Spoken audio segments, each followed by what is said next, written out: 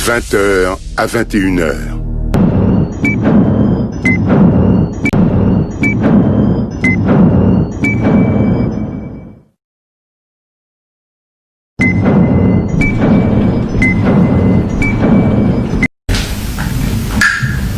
Chers compatriotes,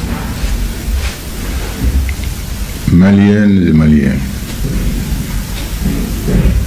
soldats, sous-officiers,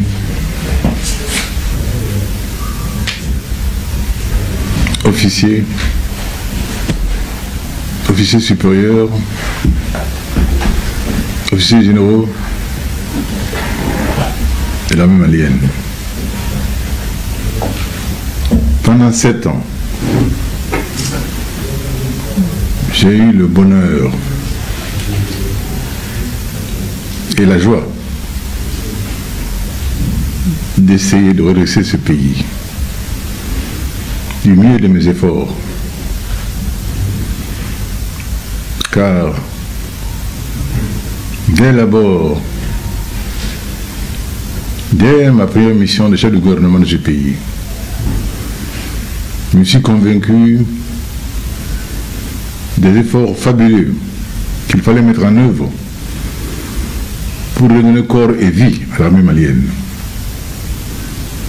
D'où cette idée de l'ordre de programmation et d'orientation militaire.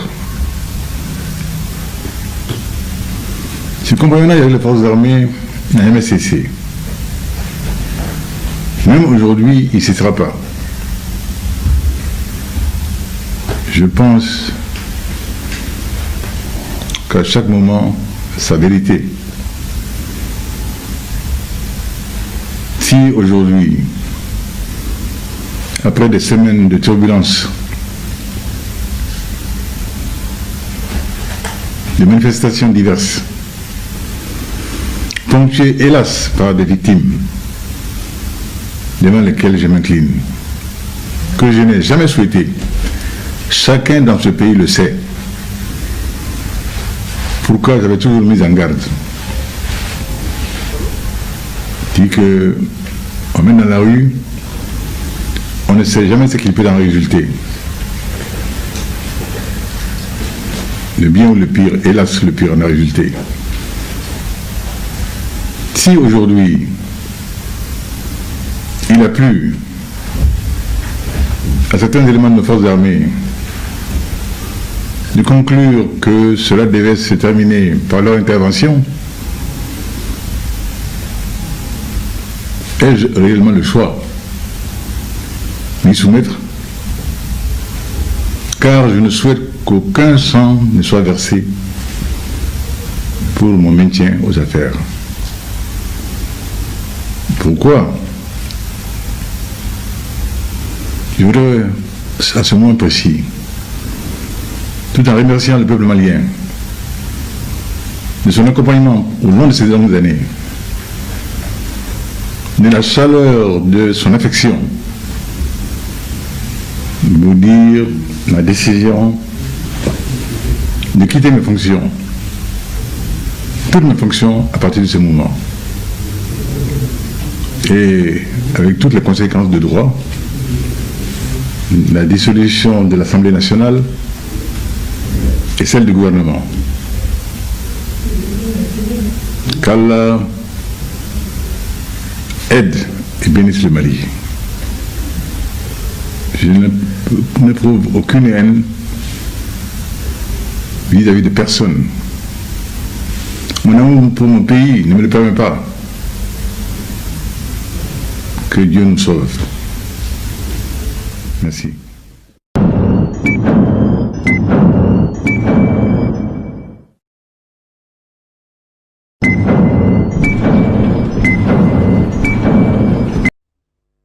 Comité national pour le salut du peuple, CNSP, adresse à la nation, malienne et maliens. Depuis un certain temps, la tension politico-sociale mine la bonne marche du pays. Les contestations nées des dernières élections prouvent à suffisance que le pays va mal. Le Mali est un vaste pays riche de par sa diversité culturelle, riche de son sous-sol, riche de ses hommes, riche de sa faune et de sa flore, mais dont l'existence en tant que pays, nation est menacée dans tous ses fondements. Notre pays, le Mali, sombre de jour en jour dans le chaos. L'anarchie et l'insécurité par la faute des hommes chargés de sa destinée. La vraie démocratie ne rime point avec complaisance, ni faiblesse de l'autorité de l'État qui doit garantir la liberté et la sécurité du citoyen. Maliennes, Maliens, le clientélisme politique, la gestion familiale des affaires de l'État ont fini par tuer toute opportunité de développement dans le peu qui reste encore de ce beau pays. La gabégie, le vol et l'arbitraire sont devenus des vertus. Face à l'ineffectivité de la bonne distribution de la justice, celle-ci est en déphasage avec les citoyens et n'a pas les moyens d'assurer son indépendance et son efficacité. L'éducation nationale piétine et même patauge. La santé est au plus offrant. La décentralisation prônée comme moyen de rapprocher le pouvoir des populations a complètement manqué d'accompagnement des moyens par l'État. Maliennes et Maliens, des villages entiers sont brûlés, de paisibles citoyens massacrés, et nous déplorons tous les jours la perte de nos compagnons d'armes. L'horreur est devenue le quotidien du Malien. Les Maliens sont devenus des réfugiés dans leur propre pays, en proie à toutes les difficultés existentielles. Le banditisme de grands chemins, braquage et vol à main armée osés sont légion. Le terrorisme et l'extrémisme détruisent la cohésion sociale et ne sont pour autant pas une fatalité. La mauvaise gouvernance avec son lot de frustration a fait perdre aux Maliens l'espoir d'un lendemain meilleur. Des élections contestées, une épidémie de Covid-19 dont la gestion fait douter de son existence, une population qui ne fait plus foi en ses gouvernants, des élèves étudiants désemparés, des parents inquiets pour l'avenir de leurs enfants, imposent à toutes les forces vives de la nation l'obligation de s'engager pour le Mali. Les atteintes aux droits fondamentaux, les répressions des 10, 11 et 12 juillet exigent une réponse de l'État. La grave crise institutionnelle, la lutte contre la corruption, la bonne gouvernance sont aujourd'hui au cœur des attentes fortes. Maliennes et Maliens, face à la difficulté de garantir à ce jour le respect de la Constitution, l'intégrité du territoire, l'indépendance de l'unité nationale, de la paix et de la cohésion sociale, M. Ibrahim Boubacar Keïta et son régime, après dissolution de l'Assemblée nationale, ce jour 18 août 2020, a rendu sa démission.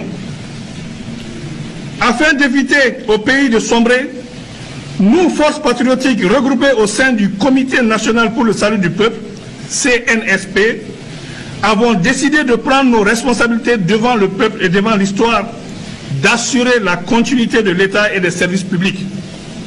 Cette lourde responsabilité ne s'accomplira pleinement qu'avec l'ensemble des forces vives de la nation. À compter de ce jour 19 août 2020, toutes les frontières aériennes et terrestres sont fermées jusqu'à nouvel ordre. Un couvre-feu est instauré de 21h à 5h du matin jusqu'à nouvel ordre. La continuité des services publics sera assurée par ceux qui en ont droit au regard des textes en vigueur. La société civile et les mouvements sociopolitiques sont invités à nous rejoindre pour ensemble créer les meilleures conditions d'une transition politique civile conduisant à des élections générales crédibles pour l'exercice démocratique à travers une feuille de route qui jettera les bases d'un Mali nouveau. L'heure est au-delà des clivages politiques et idéologiques sémant les graines de l'affrontement et de l'intolérance et conduisant à la haine qui est maléfique. Nous demandons aux organisations sous-régionales et internationales de nous accompagner pour le bien-être du Mali. La MINUSMA, la Force Barkhane, le J5 Sahel, la Force Takuba demeurent nos partenaires pour la stabilité et la restauration de la sécurité. S'adressant à vous, frères d'armes, nous vous exhortons à assurer la continuité de vos missions régaliennes tant qu'organique et coopérationnel.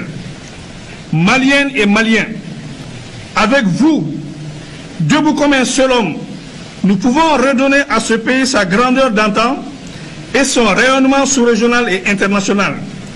Il ne paraît pas aisé, mais en arrêtant la saignée des comptes publics, beaucoup de revendications catégorielles pourraient être gérées. Tous les accords passés avec les partenaires nationaux, régionaux et internationaux seront respectés.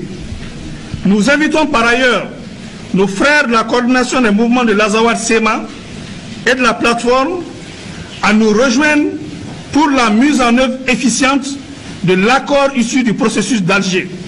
Rien ne doit entraver l'unité de la nation malienne. Nous sommes attachés au processus d'Alger. La paix au Mali est notre priorité et elle se fera avec vous. Faisons bloc pour faire échec aux forces du mal qui nous écument et veulent prendre en otage notre cher pays. Nous allons prendre en compte les conclusions du dialogue national inclusif DNI pour l'amélioration du cadre de bonne gouvernance. Maliennes et Maliens, nous ne tenons pas au pouvoir, mais nous tenons à la stabilité du pays, qui nous permettra d'organiser dans des délais raisonnables consentis des élections générales pour permettre au Mali de se doter d'institutions fortes, capables de gérer au mieux notre quotidien et restaurer la confiance entre les gouvernants et les gouvernés. Nous invitons tous les regroupements syndicaux et sociopolitiques à la retenue sans violence, sans rancune et sans vengeance aucune. Conservons l'esprit démocratique et donnons espoir à ce peuple qui le mérite. Vive la République, vive la nation, vive le Comité national pour le salut du peuple. Que Dieu bénisse le Mali. Je vous remercie.